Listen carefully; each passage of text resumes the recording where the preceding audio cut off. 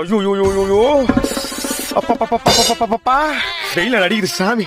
சே, அடிக்கிற வேக்காடுல சுடுகாடுக்கு போய் ஆல்ரெடி பழம் தோண்டி பார்த்துக்கலாம் போல இருக்குது. நான்லாம் 4 நாளைக்கு ஒரு முறை குளிக்குதே அதிசயம். இந்த பாழா போன வெயில்னால ஒரு நாளைக்கு 4 வேளை குளிக்க வேண்டியதாக்குது.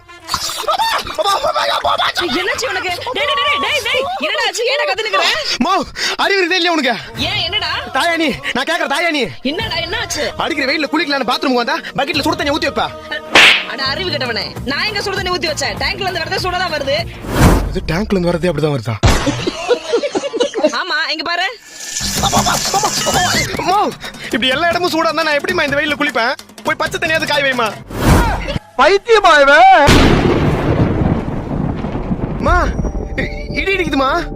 இடி இடிச்சா என்னடா இப்போ? மா, அடிக்கிற வெப்பத்தினால மக்கள் எல்லாம் துக்கத்துல இருக்கிறப்போ திடீர்னு சில்லுன்னு மழை வந்தா எப்படி இருக்கும் தெரியுமா?